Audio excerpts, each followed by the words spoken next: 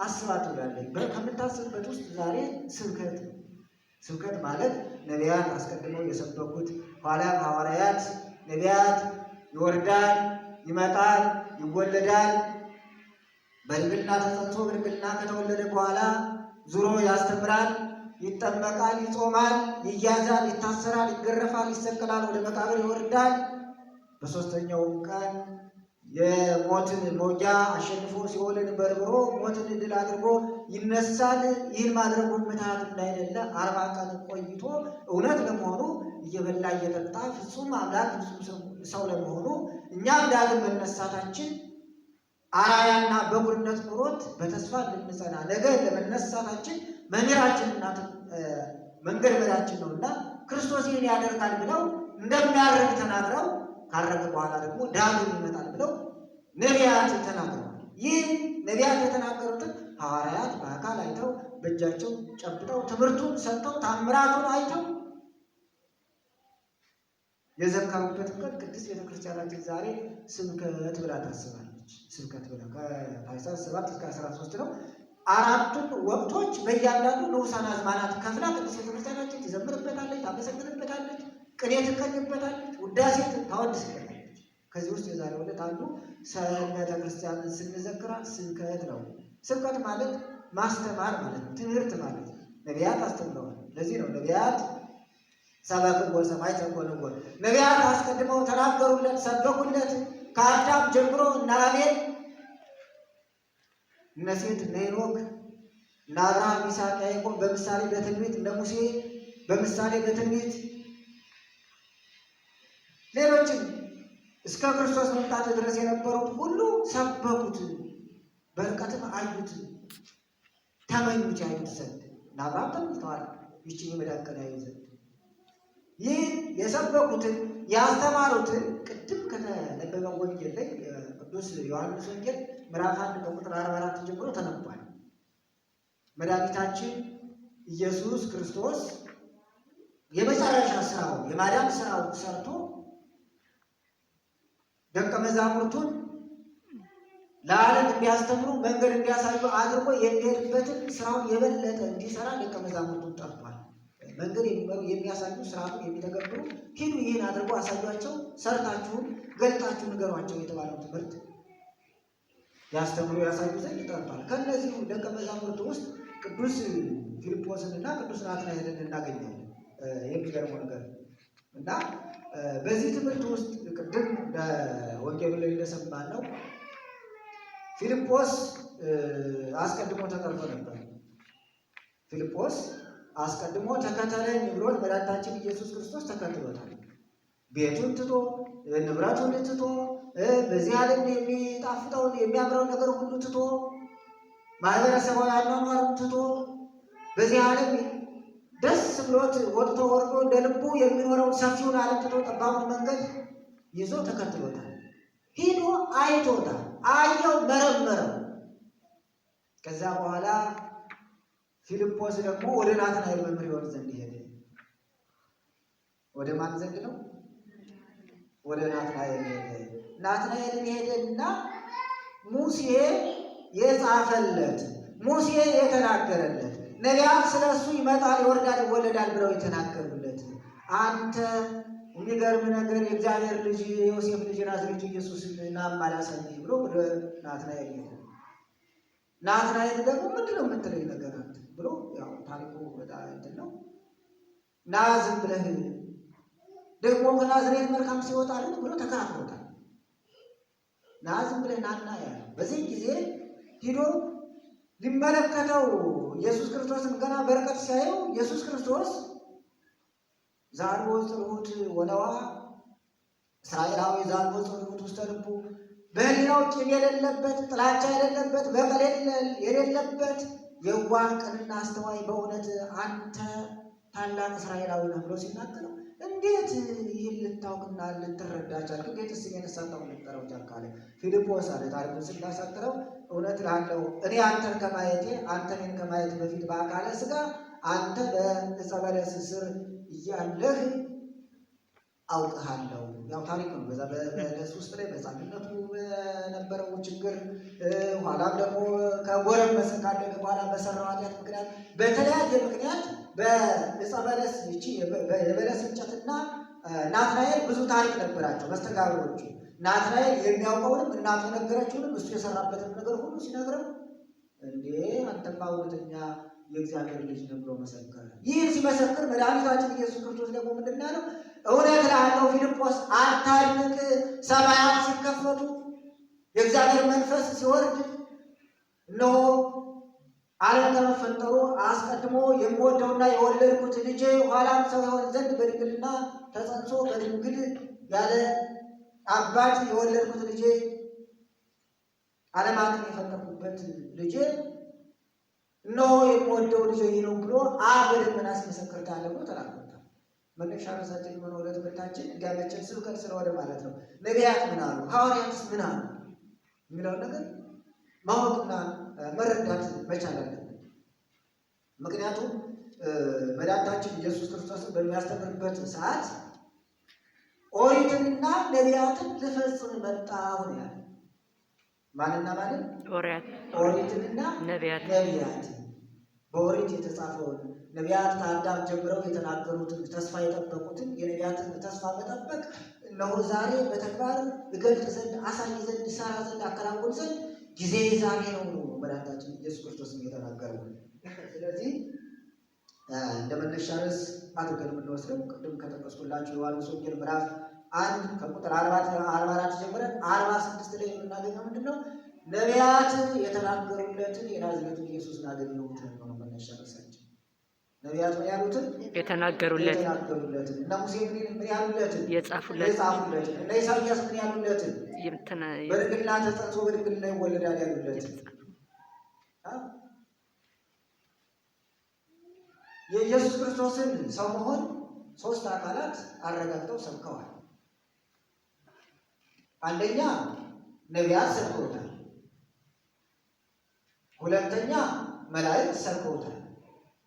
ሶስተኛ ሐዋርያት እነ ቅዱስ ጴጥሮስን የሐዋርያት ሥራ ምዕራፍ 1 ጀምራችሁ ያነበባችሁ ሲሄዱ እነ ቅዱስ እስጢፋኖስ እስከ ምዕራፍ 7 ያለውን ታሪክ በሙሉ መንፈስ ቅዱስን ከተቀበሉ በኋላ የተናገሩት የነቢያትን ምስጢር እያመጡ ነው። እናንተ እነሆ አባቶቻችሁ ነቢያትን እንዲህ ያሳድዷቸው ይገድሏቸው ነበረ። ይህ እኮ አባቶቻችን ይመጣል ብለው ጠብቁት ብለው የነገሩን የመድኃኒት ቀን ነው፣ የተስፋ ቀን ነበረ። ይህ መድኃኒት ነበረ፣ ይህ ሕይወት ነበረ። እናንተ ግን በሞት የማይገባውን ገደላችሁት።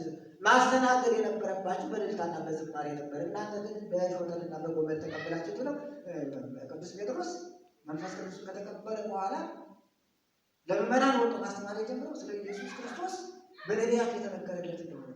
ቅዱስ እስጢፋኖስ ምዕራፍ 7 ላይ የምታገኙት በድንጋይ ከመወገሩ ቀድሞ የሰበከው የሙሴን ታሪክ በምሳሌና በንጽጽር ነው ቅዱስ እስጢፋኖስ። ስለዚህ ነቢያት ሙሴ በኦሪቱ ነቢያትን በመጻሕፍቶቻቸው የጻፉትን የናዝሬቱን ኢየሱስን አገኘሁት ያለ ይህን ያለ ማን ነው? ቅዱስ ሐዋርያው ፊልጶስ ነው። ማን የተናገሩለት ነው? ነቢያት የተናገሩለት ነው። ለምሳሌ ያክል ኢሳይያስ 7:14 ላይ በቀጥታ የተጻፈ ቃል በቀጥታ ከነቢያት ውስጥ ወናሁ ድንግል ትጸንስ ወትወልድ ወልደ፣ እነሆ ድንግል በድንግልና ጸንሳ በድንግልና ትወልዳለች። በነገራችን ላይ በዚህ ኃይለ ቃል የተነሳ 3 ታላላቅ ስራዎች ተሰርተዋል። እነሆ ድንግል በድንግልና ጸንሳ በድንግልና ትወልዳለች የሚለው እነ ነቢዩ ሕዝቅያስ ሲል አንተ በመቼም ክፉ አማካሪ ያለበት ንጉሥ ያለ 1 ዓመት አይነግስ ይባላል። ሕዝቅያስ ላይ የደረሰው መከራ ዓለም እግዚአብሔር ያደረገለት ታምራት መነሻ ይህ ኃይለ ቃል ታሪክ ሰፊ ስለሆነ በንጉሥ ሕዝቅያስ ውስጥ ሕዝቅያስ 15 ዓመት እስከ መጨመር የደረሰ ሕዝቅያስ ያን ሁሉ ተፈትኖ የእግዚአብሔርን ኃያልነት የበለጠ እግዚአብሔር ወድ ነበር፣ ግን የበለጠ እንዲወደውለት በዚህ ኃይለ ቃል አለ። ሁለተኛ መጻሕፍተ ነቢያትን ወደ ጽሑፍ ሲተረጉም ከነበሩ ከሰው ሊቃናት አንዱ አረጋዊ ወይም ሽማግሌው ስምዖን በአልጋ ላይ ከመጣበቁ በፊት እነሆ ድንግል በድንግልና ጸንሳ በድንግልና ትወልዳለች የሚለውን አንዲት ልጅ እያለ ይጽፍ ነበር። ይህች ልጅ ምን አይነት ልጅ ናት? ምን አይነት ሰው ናት? በነቢያት የተጻፈው ድንግሊቱ በሕሊና ድንግል የሆነች በነፍስም ድንግል የሆነች በሥጋም ድንግል የሆነች ይህቺ ድንግል በድንግልና ጸንሳ በድንግልና ትወልዳለች የሚለውን ቃል ይህ ሽማግሌ ግን ወናሁ ወለት ትጸንስ እያለ ድንግል ብለው ወለት እያለ ይጽፍ ነበር። የእግዚአብሔር መልአክ ደግሞ ያስተካክል ነበረ። ድንግል እያለ እግዚአብሔር መልአክ ያስተካክል ነበር። በመጨረሻ ለምንድን ነው ብሎ እግዚአብሔር መልአክ አነጋግሮት እነሆ እግዚአብሔር ደግሞ ይህን ሳታይ የተመውት ትራይ መስሎ የመሲሁን መምጣት የመድኃኒትን መምጣት የክርስቶስን መምጣት የሰው ልጆች ብርሃን የሚወጣበት ጨለማ የሚጠፋበት ሲኦልና ሞት የሚወገድበት የድነት ቀንና መድኃኒትን ሳታይ አትሞትም ብሎ ነገረው። ቆየ። ከቆየ በኋላ ስምዖን ብዙ ዘመናትን ተጣብቆ ኖረ። ክርስቶስ ሲመጣ አቤቱ አሰናብተኝ ነው ዛሬ ማዳንህን አይቻለሁና ብሎ በቤተ መቅደስ ሂዶ መድኃኒት ክርስቶስን አቅፎ ሲሰናበት ብዙ መቶ ዓመታት የሆነው ይህ ሽማግሌ የ30 ዓመት ጎልማሳ ሆኖ ታድሶበታል። በዚህ ይልቃል ነው ድንግል ትጸንሳለች የሚለው ምክንያቱም ሲጠራጠር ነበር። እንዴት ድንግል በድንግልና ትጸንሳለች? እሺ ይሁን ከተቀበለው በኋላ ልጅ ናት እያለ ልጅቱ ትጸንሳለች።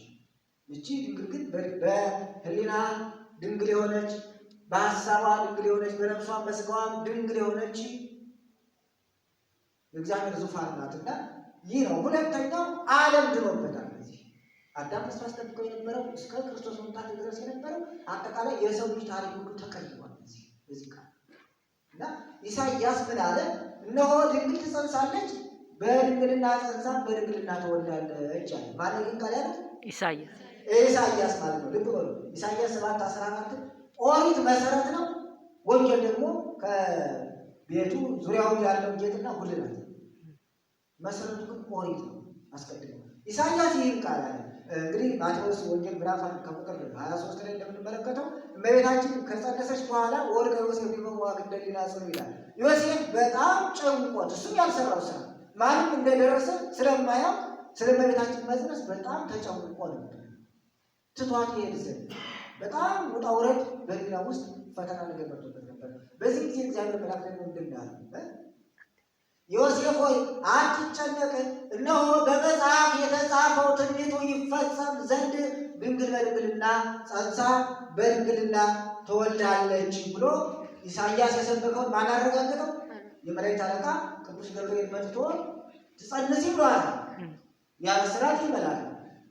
መልአኩ እንዳበሰራት ግን ዮሴፍ አስቀድሞ ለእሷ የተገለጠው ምስጢር በምኑነት አልተገለጠለትም ነበርና አሁንም መጣና ዮሴፍ ሆይ አትጨነቅ፣ ውጣ ውረዱን ካንተ አድርገው ግድ የለህም፣ የትፍራ ደስታ ለማርያም ማርያምን ለመውሰድ አትፍራ፣ ግድ የለም ነገሩ ሁሉ ከመንፈስ ቅዱስ ነው አለ።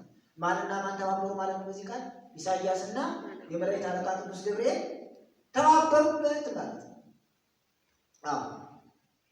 በምሳሌነት በሁለተኛ ደረጃ ደግሞ ነው ሚክያስ 5 ላይ የምናገኘው ነቢዩ ሚክያስ ለቤተልሔም ስልጣኔ የነበረባት ብዙ ነገስታት የነገሱባት ብዙ ኃያላን የነበሩባት ብዙ ታምራት የተሰራባት ብዙ መንፈሳዊ ይሁን ስጋዊው ጸጋ የነበረባት ቤተልሔም ፈርሳ ዋሻ ሆና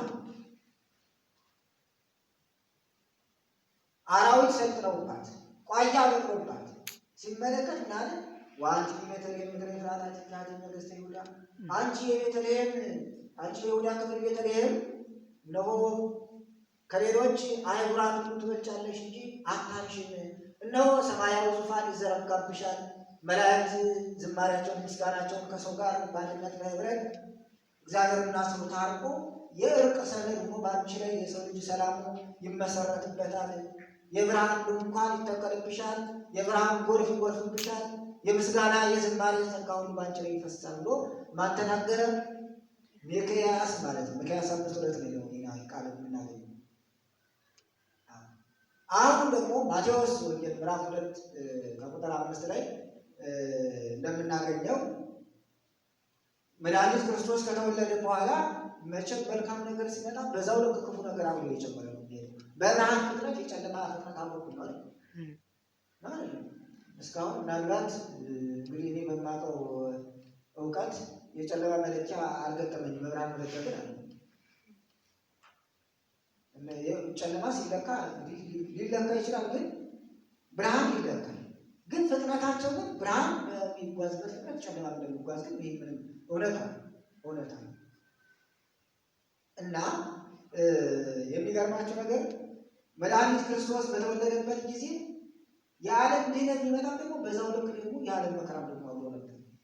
በጣም የሚያስጨንቅበት ሰዓት ነበር እና ሄሮድስ በጣም አስከፊ፣ እጅግ ብዙ ሕፃናትን የፈጀ እጅግ ብዙ ሰዎችን ሲያሰቃይ ነበር። አመፀኛ ንጉሥ ነው እና የጦረኞችን መምጣት ታሪኩን ስናሳጥረው አይቶ ሄሮድስ ይህ መድኃኒት የምትሉት ይህ መሲህ የምትሉት አስቀድመው ነቢያት በመጻሕፍቶቻችሁ የተናገሩት ካለ ብሎ የነቢያትን መጽሐፍት የሚያውቁትን ሊቃውንት አይሁድ ሰብስቦ የት ነው የሚወለድ ብሎ ጠይቋቸው።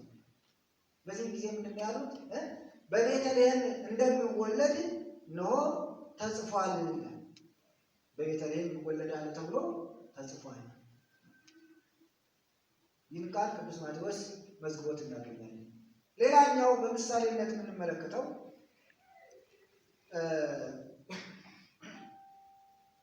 እንደው ታሪኩን ስንለው ዘካርያስ ማነው ኢሳይያስ 6:9 ላይ ኢሳይያስ 6:9 ላይ ወነዋ ድንግል ትጸንስ ወትወልድ ወልደ ብሎ ለወለ ቃል ኢሳይያስ አሰምቶ ተናግሮ ነበር።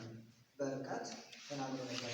እነሆ ድንግሊቱ ጸንሳ በድንግልና ትወልዳለች። ይህ ቃል ሉቃስ ወንጌል የምናገኘው በድንግልና እያለች በድንግልና ጸንሳ መልአኩ መጥቶ እነሆ ሂድ ወደ አንዲት ድንግል ስሟ ማርያም ወደምትባል ብሎ ማን ነው የላከው? እግዚአብሔር ማለት ነው። ኢሳይያስና እግዚአብሔር መንፈሳቸው ኢሳይያስ የምናገረው እግዚአብሔር መንፈስ ስለሆነ ያ ተረጋገጠ፣ ተከናወነ ማለት ነው። ኢሳይያስ አስቀድሞ ታላቅ በሆነ ቃሉ በሚሰማ ቃሉ ድንቅ በሆነ ትንቢቱ ደረቅ በሆነ ትንቢቱ ፍጹም በግልጽ በመናገሩ እነሆ ድንግል ትጸንሳለች ወንድ ልጅ ትወልዳለች አለው። አሁን መጥቶ መልአኩን በድንግልና ጸንሳ በድንግልና እንደምትወልድ እግዚአብሔር እንዳዘዘው እንዲጸነስ ተናገረ። እውነትም ሆነ። ነቢያትን የተናገሩት በድንግልና እንደሚወለድ ተጸንሶ እንደሚወለድ ነበር። መላእክት ያረጋገጡት ይህንን ነው። መድኃኒታችን ኢየሱስ ክርስቶስም ደግሞ የተወለደውና ስራው ተከናውኖ የተፈጸመው በዚህ ስራ ነው። ስለዚህ ኦሪትና ነቢያት የተናገሩት መድኃኒት ኢየሱስ ስላገኘን ነው። ማነው ይቃል ያለው? እንደምናልኳቸው ፊልጶስ ማነው ሲሰብከው ነው? ናትናኤልን ሲሰብከው ማለት ነው። ሲያስተምረው መልካም ጓደኝነት ይገነባል። መልካም ጓደኝነት በጸጋ ላይ ያስጨምራል። መጥፎ ጓደኝነት ደግሞ ኃጢአት ላይ ኃጢአት፣ ከተንኮል ላይ ተንኮል፣ ከማሳዘን ላይ ማሳዘን። ዛሬ ጓደኞቻችሁ ስንት ናቸው? አብረት ነው። ይሄ ጥያቄ መልሱ። ስንት ነው ጓደኞቻችሁ? ስንት ናቸው? ስንት ነው ጓደኞችሽ?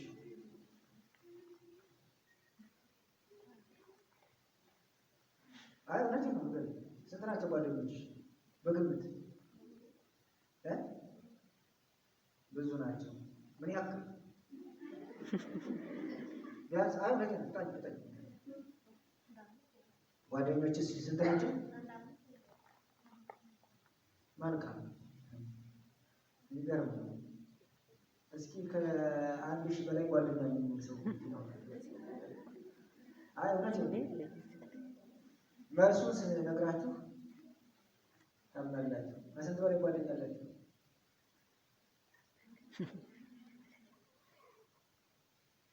እኔ የዓለም ሕዝብ በሙሉ ጓደኛ በዚህ ሰዓት በዚያን ጊዜ ወሬ ትሰማላችሁ የተባለው ቃል ፌስቡክ እንደሚመጣ አስቀድሞ ተነግሮ ነበር አይደል? ማቴዎስ 24 ላይ የምናገኘው እውነት ነው። መገዳደሉ፣ መቀማማቱ፣ ይህን አንዱ ለአንዱ የሚያደርገው ነገር አስቀድሞ ይህን የሚሰብክ ኃጢአትን የሚሰብከው የኃጢአት ሰባኪ ፌስቡክ ይመጣል። በእርግጥ በአግባቡ ከተጠቀሙበት ጸጋ የሚሰበክበታል ከተጠቀሙበት ማለት። ዛሬ እያንዳንዳችን የዓለም ሕዝብ ጓደኛችን የትኛው ሕዝብ? የዓለም ሕዝብ ጓደኛችን። ጻድቁን ኃጢአተኛው፣ የሚገነባው የሚያፈርሰው፣ የሚገድለው የሚያድነው፣ የሚቀድሰው የሚያረክሰው የዓለም ሕዝብ ሁሉ እዚች እጃችን ላይ ባለችው ስልክ ጓደኛችን። ፊልጶስ ለናትናኤል የሰበከው የነቢያትን መጻሕፍት መርምሮ ከክርስቶስም ተጠግቶ ያየውን ነገር ሁሉ ሄዶ ምንድን ነው ያለው? አንተ እነሆ ነቢያት የተናገሩለት እነ ሙሴ በመጻሕፍቶቻቸው የጻፉት እነ ኢሳይያስም የተናገሩለት እነ ሕዝቅኤልም ሌሎችም ነቢያት ሁሉ ይመጣል ብለው በተስፋ የሚጠብቁት የዓለም መሲህ ይህ የዮሴፍ ልጅ ናዝሬቱ ኢየሱስ ነው። ና ማየት ብቻ ነው የሚያሳምን እንጂ የነገር እንኳን አታምንም ያለ መልካም ጓደኝነት ማለት ነው። ዛሬ በዓለም በጣም ብዙ ነገር እንዲያው ሳንወድ እንኳን በግድ እየተከተለ የማይለቀን ብዙ ኃጢአት አለ። በጣም ብዙ ኃጢአት ማለት ነው።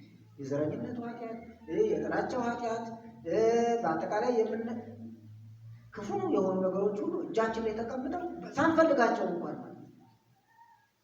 ስንሰማቸው ጆሮን የሚያዘው ስናያቸው ሰው መሆናችንን እና ይሄ አስተዋይ የሆነው አእምሯችን ሁሉ እንዲዝግ የሚያደርጉ ነገሮች ዝሬ ነው እና ዛሬ በጣም እኛን የሚሰብኩን ሰባኪዎቻችን፣ መምህራኖቻችን ይገሌ ነው ተብሎ ሊነገር የማይችል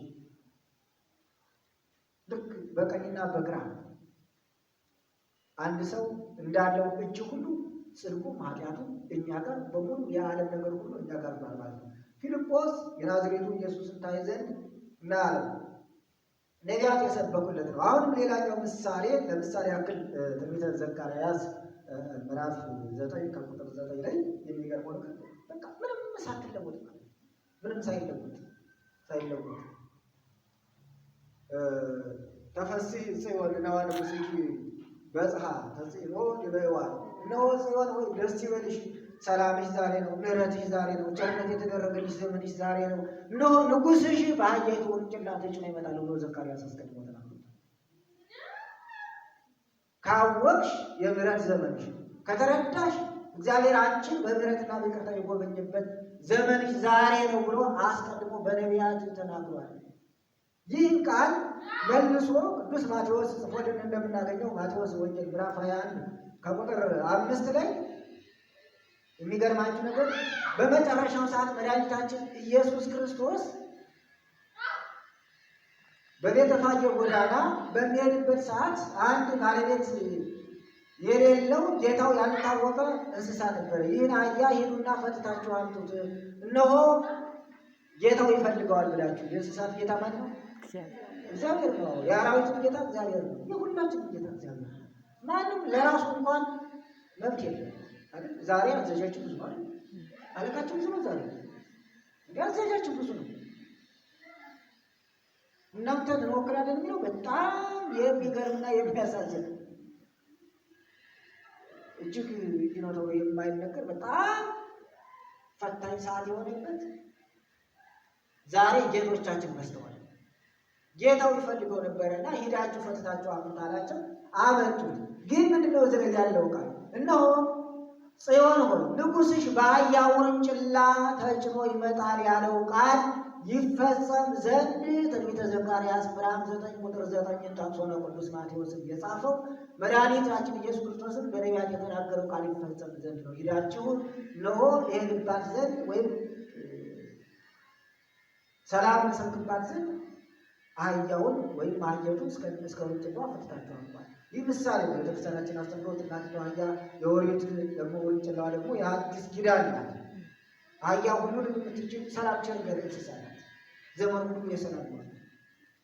ወይ ከውን ሰላም በመዋዕሉ ንጉሥኪ ጽዮን በጽሐ ናሁ ጽዮን ሆይ ንጉሥሽ እነሆ በአህያይቱ ውርንጭላ ተጭኖ ሰላም በሆነችው እንስሳ ተጭኖ መጥቷልና ዘመኑ ሁሉ ሰላም ይሆናል ብሎ ተባብረዋል። አሁን ቅድም በነቢያት የተሰበከውን የናዝሬቱን ኢየሱስ ና እያለው ለዚህ ነው ዘካርያስ የተናገረው። በአህያ ውርንጭላ የጽዮን ንጉሥ ይጫናል ብሎ ዘካርያስ ተናገረ። አሁንም ሐዋርያትን መርጦ ስራውን አስተካክሎ በሚጨርስበት ሰዓት ደግሞ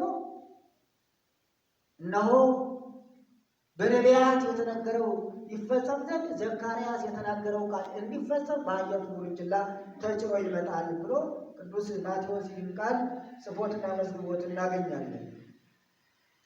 በኢሳይያስ 9:2 ላይ ሕዝብ ዘይነብር ውስተ ጽልመት ወጽራሮተ ሞት ብርሃነ፣ በጨለማ ውስጥ እና በጥላ መጋረጃ ለሚኖሩ ሕዝቦች ብርሃን ወጣላቸው ብሎ ተናግሯል ዘካርያስ ማለት። ዘካርያስ በጨለማ ውስጥ ለሚኖሩ ሕዝቦች ብርሃን ወጣላቸው ብሎ ተናግሯል። ይህ የተናገረው ቃል ብርሃን ማለት መድኃኒታችን ኢየሱስ ክርስቶስ ነው። ሰላም ብርሃን ነው። ቸርነት ብርሃን ነው። የዋህነት ብርሃን ነው። ቅንነት ብርሃን ነው። ከኃጢአት ደግሞ በጽድቅ መንገድ መኖር ብርሃን ነው።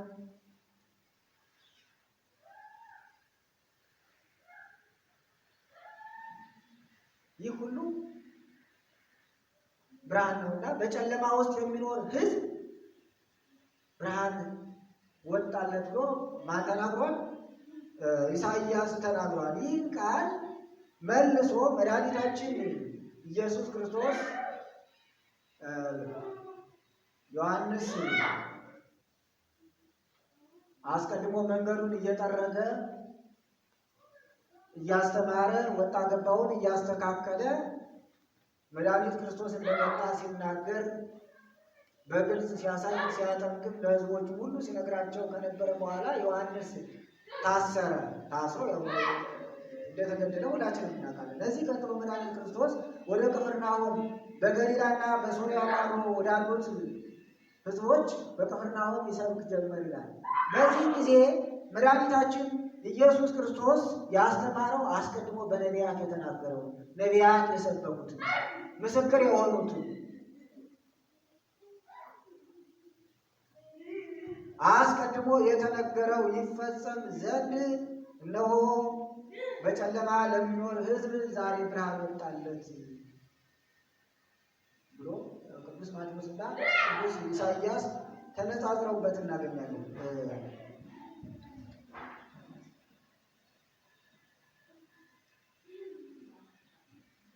ያዟት፣ ሕፃኗን ያዟት። እሺ እሳት ነው። እሳት ሁሉ ትያለች ነው። እናቷ ካለች እናቷ ያዣት፣ ወይም ደግሞ ሌሎች አግዟት።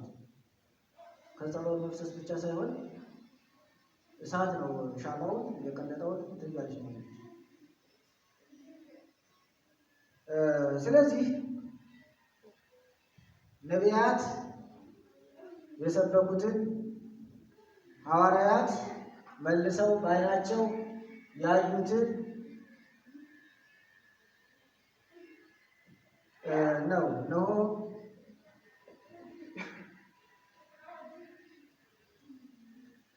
ነቢያት ትንቢት የተናገሩለትን የናዝሬቱን ኢየሱስን አግኝቼዋለሁ አየሁት እና ና ብሎ የተናገረው። ሌላው በትንቢተ ኢሳይያስ ምዕራፍ 61 ከቁጥር 1 ላይ ትንቢተ ኢሳይያስ ምዕራፍ 61 ከቁጥር 1 ላይ እና የቅዱስ ሉቃስ ወንጌል ምዕራፍ 4 ከቁጥር 17 ላይ ተመሳሳይ ናቸው። ምንም ያልተለየ ቃል ማለት ምንም ያልተለየ ቃል። የኢሳይያስ መጽሐፍ የሚለው ወነዋ መንፈስ እግዚአብሔር ላዕሌ፣ እነሆ የእግዚአብሔር መንፈስ በእኔ ላይ ነው፣ የእግዚአብሔርን ዓመት የምሕረትን ዘመን እግዚአብሔር የሚያድንበትን ጊዜ እሰብካለሁ እናገራለሁ ብሎ ተናግሯል። ቅዱስ ሉቃስ ይህን ቃል ሲጽፈው መድኃኒታችን ኢየሱስ ክርስቶስ በምኩራብ በሚያስተምርበት ሰዓት የነቢያትን መጻሕፍት ያነበ ነበረ። የነቢያትን መጻሕፍት ሁሉ እያጣቀሰ ነበር ሲያስተምራቸው የነበረና መድኃኒታችን ኢየሱስ ክርስቶስ በቤተ መቅደስ ሄዶ ያነበበው መጽሐፍ ይህ ነው። ወነዋ መንፈስ እግዚአብሔር ላይ መንፈሰ ጥበብ ወመንፈሰ አእምሮ መንፈሰ ትሕትና ወሰላም መንፈሰ ፍቅር ወዳህና ነው። የእግዚአብሔር መንፈስ በእኔ ላይ ነው። ይህ መንፈስ ደግሞ የፍቅር መንፈስ ነው፣ የትሕትና መንፈስ ነው፣ የሰላም መንፈስ ነው፣ የማዳን መንፈስ ነው፣ የቸርነት መንፈስ ነው፣ ከጽድቅ ወደ ኃጢአት ሰዎች የሚመጡበት መንፈስ ነው፣ የደከሙት የሚበረቱበት መንፈስ ነው፣ በኃጢአት ወድቀው የነበሩት ሁሉ ወደ ጽድቅ የሚመጡበት መንፈስ ነው። ተመሳሳይ ነው። እዚህ ነው ነቢያት የተናገሩለት የናዝሬቱ ኢየሱስን አገኘሁት ብሎ የተናገረ ነው። በመጨረሻ የምናየው ነገር ቢሆን ቅድም የተነበበ የቅዱስ ጳውሎስ ዕብራውያን ምዕራፍ 1 ከቁጥር 1 ላይ በብዙ መንገድና በብዙ ሁኔታ አባቶቻችን አስቀድሞ ለነቢያት በብዙ ራእይና መንገድ ታያቸው ተገለጠላቸው ብሎ ቅዱስ ጳውሎስ ተናግሯል። ይህን ደግሞ የተናገረበት ንግግር ደግሞ ዓለማትን በፈጠረበት በአንድ ልጁ ተናገረ ብሎ ተናግሯል። ይህ የቅዱስ ጳውሎስን ቃል ቅዱስ ጳውሎስ ዓለማትን በፈጠረበት ጥበቡ አስቀድሞ በነቢያት ሲያናገረን እንደነበር ነው በገሃድ መጥቶ አናገረን አለ። እውነት ነው። ይህን ቃል ቅዱስ ዮሐንስም በመጀመሪያ ዓለም ከመፈጠሩ በፊት የነበረ የእግዚአብሔር ቃል፣ እግዚአብሔር የሆነ ቃል፣ ሥጋ የሆነ ቃል ብሎ ተናግሯል። ይህ ቃል ደግሞ ሥጋ የሆነ ነው። ነቢያትን ትንሽ ሲያናገር የነበረ ነቢያትን በገሃድና ልዩ ልዩ በሆነ ህብረ ምሳሌ ሲነግራቸው፣ ሲያስተምራቸው፣ ሲያሳያቸው የነበረ የእግዚአብሔር ቃል ነው። ቅዱስ ጳውሎስም ይህን ይዞ ነው ለአባቶቻችን በብዙ መንገድና ሁኔታ ሲታያቸው የነበረ የእግዚአብሔር ቃል ነው ብሎ የተናገረ እና ቅዱስ ዳዊት በመዝሙር 171:2 ላይ አፌን በምሳሌ ከፍታለሁ እናገራለሁ። መድኃኒታችን ኢየሱስ ክርስቶስ በምሳሌ ያስተምር ነበረ። ከጥንት የነበረውንም እተረጉማለሁ እናገራለሁ ይላል ቅዱስ ዳዊት። ከዳዊት በፊት የነበሩትን ወደፊት የሚሆኑትን ብቻ አይደለም። ቅዱስ ዳዊት ወደ ነገረ ዳህር ትንቢት ነበር፣ ለወደፊት የሚመጣውን ነገርም ተናግሯል። ለምሳሌ ያክል መዝሙር 21:17 ቀናውን ይሄው የወገሬ እጆቼን እግሮቼን ቸነከሩ ወለቁ ሁሉ አጥንቴ አጥንቶቼን ሁሉ ቆጠሩ። ትንቢት ነው። ቅዱስ ዳዊት እጆቹ እግሮቹ ተቸክሯል፣ ልብሶቹ ተገፏል። ተካፈሉ አልባሴ ለርሶም ልብሴን ዕጣ ተጣጣሉበት፣ ዳገቱን ቀለባት ብዙኃን ውሾች ተብለው የተነገሩ የአይሁድ ሞራልን ባዮች፣ ሊቃውንትን ባዮች፣ ሕግ አዋቂዎች ባዮች፣ ጸሐፍትና ፈሪሳውያን ካህናትን ባዮች የኦሪትን ሕግ እንተረጉማለን የሚሉ ነገር ግን መተርጎም ሳይሆን መደርገም የለመዱ የተበላሹ የአይሁድ ሊቃውንትን ውሾች ብሎ ነው ውሾች ከመሆኑ በተናገ በአፌ በምሳሌ ይናገራለሁ አለ። ከጥንት የነበረው ምንድን ነው? አሁን የእግዚአብሔር ቃል መጥቶ ዓለምን እንደሚያድን በብዙ ህብረ መልክ፣ በብዙ ምሳሌ፣ በብዙ ጎዳና፣ በብዙ አይነት እይታ፣ በብዙ አይነት ክስተት ለአባቶቻችን ሲያናግር የነበረው ዝም ብሎ እንዲሁ ቅዱስ ጴጥሮስ በሁለተኛ ጴጥሮስ ምዕራፍ 1:21 ላይ ትንቢት ከቶውም ቢሆን በሰዎች ፈቃድ አልመጣም፣ ዳሩ ግን በመንፈስ ቅዱስ ተመርተውና ተቃኝተው በሚናገሩ በቅዱሳት ሰዎች ዘንድ በእግዚአብሔር ፈቃድ መጣ። ነገር ግን ትንቢት በሰው ፈቃድ አልመጣም ይላል። እያንዳንዱ ትንቢት የሚመጣው በእግዚአብሔር ፈቃድ። ስለዚህ ቅዱስ ዳዊት ከዚህ ጋር ተባብሯል። እንግዲህ ዮሐንስ ወንጌል ምዕራፍ 19 አጠቃላይ ስለነገረ ሕማሙ ቅዱስ ማቴዎስ ምዕራፍ 27 ጀምረን እስከ መጨረሻው ያለው ወንጌላውያን የመዘገቡትን ሌሎች ሐዋርያት የሰበኩት ያስተማሩትን ነገር የድነቱን ስንመለከት ዝም ብሎ አምላክ ስለሆነ በአንድ ጊዜ ይሁን ማለት ይችል ነበር፣ ማድረግ ይችል ነበር። ይህ ይሁን ማለቱ ግን ቀስ ብሎ ለእኛ መምህር ሆኖ ማለት ነው። እንግዲህ ክርስቲያን ማለት ክርስቶስን መሆን፣ ክርስቶስን መምሰል፣ ከክርስቶስ ጋር መሆን፣ ከክርስቶስ ጋር አንድነትና ህብረት መፍጠር ማለት ነው። ክርስቶስ ሁሉን ማድረግ፣ ሁሉን ማከናወን፣ ሁሉን ይሁን ማለት ይችል ነበር። ነገር ግን ቀስ በቀስ እያንዳንዱ ማለት ነው በኃጢአት ሲገረፍ የነበረው ሰውነታችንን የኃጢአት መገረፋችንን ለማስወገድ ነቢያት እንደተናገሩት ተገርፎ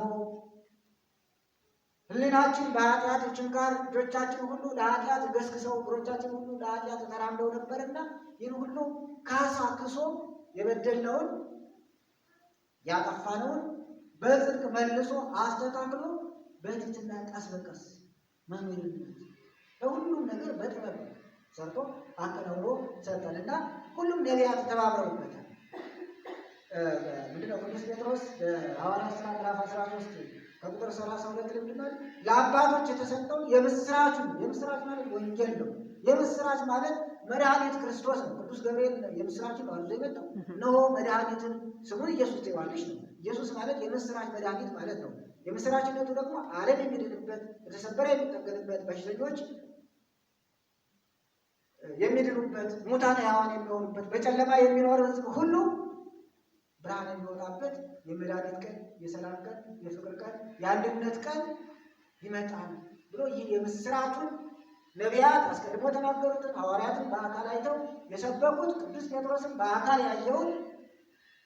ያየውን ታምራት የሰማውን ትምህርት ነው የምስራቹን እንሰብክላችኋለን ብሎ መንፈስ ቅዱስን በመጨረሻው ሰዓት ተቀብለው ፍጹማን ከሆኑ በኋላ የተናገሩት የሚያስተማሩት ይህም ነው።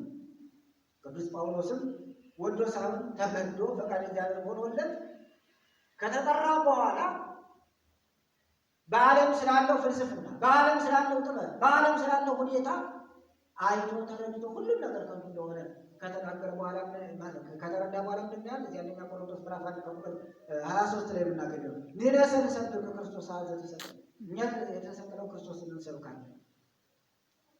አይሁድ ምልክትን ይሻሉ፣ ግሪኮች ጥበብና ፍልስፍና ይፈልጋሉ።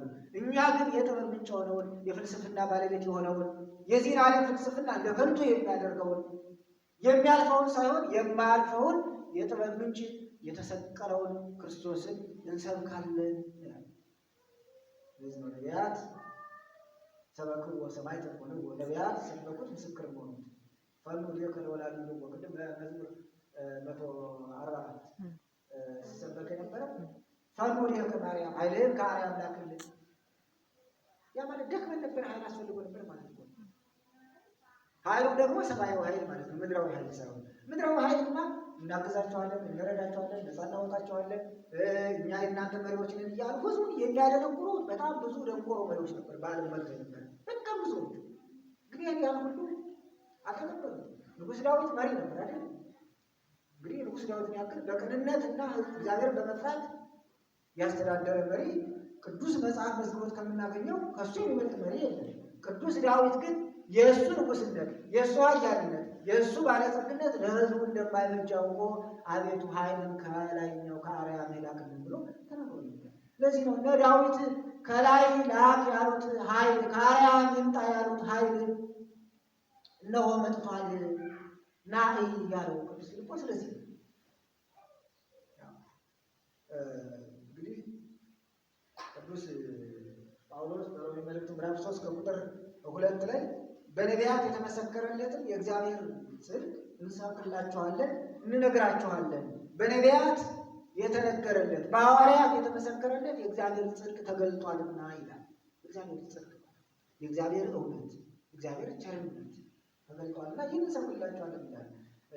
በመጨረሻ የምነግራችሁ ነገር ቢኖር ሐዋርያት መንፈስ ቅዱስን ተቀብለው በነበረበት ሰዓት ብዙዎቹ ከሚናገሩት ነገር፣ ከሚሰሩት ስራ፣ ከሚያደርጉት ድርጊት የተነሳ የጤና አልመሰላቸው ነበር፣ የሰላም አልመሰላቸው ነበር፣ የስካር የሌላ መንፈስም መስሏቸው ነበር እና የለም የሐዋርያት ሥራ ምዕራፍ 2 ከቁጥር 17 እና ትንቢተ ኢዩኤል ምዕራፍ 2 ቁጥር 28 ስታነጻጽሩ አንዲት ናት። ምንም አልተለየችም።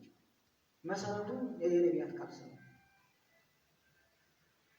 ስለዚህ መንፈስ ቅዱስን ከተቀበሉ በኋላ ሰክረዋል በሚሏቸው ሰዓት፣ ምክንያቱም አስቀድሞ በኢዩኤል ምንድን ነው ያለ?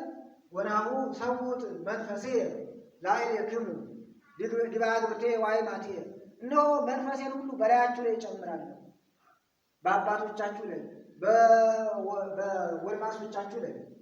አባቶቻችሁ ትንቢትን ይናገራሉ፣ ጎበዛዝቶቻችሁ ሁሉ ራእይን ያያሉ። ይህ ራእይና ይህ ትንቢት ደግሞ የማስተዋል ጥበብ፣ የሰላም ጥበብ፣ የፍቅር ጥበብ፣ የአንድነት ጥበብ፣ የሚፈውስ ጥበብ፣ የሚያድን ጥበብ፣ ነፃ የሚያደርግ ጥበብ፣ እስከ እግዚአብሔር መንግስት እስከ መንግስተ ሰማያት የሚያደርስ የእግዚአብሔር መንገድ የሚመራ ጥበብ እና ፍልስፍና፣ መንፈሳዊ ፍልስፍና እንጂ ስጋዊ ፍልስፍና አይደለም። ስለዚህ ነቢያት እንደ ኢዩኤል እነሆ ይመጣል፣ ከመጣ በኋላ ደግሞ በሰው ልጆች ሁሉ የማስተዋልና የጥበብ መንፈስን ያፈሳል ይፈሳል ብለው ተናግረው ነበር። ሐዋርያት የሰበኩት የተናገሩት በሙሉ እንደው ምናልባት በነገራችን ላይ የዛሬውን ቀን ስታስታውሱ የሐዋርያት ሥራ ምዕራፍ 2 ጀምራችሁ እስከ 10 ያለው የምታዩት በሙሉ ኦሪት ነው። ነቢያት ሐዋርያት መንፈስ ቅዱስን ከተቀበሉ በኋላ የነቢያትን መጻሕፍት ነው ያሉት። ምሳሌውን ሁሉ ቁጭ አድርጎ አስቀምጠው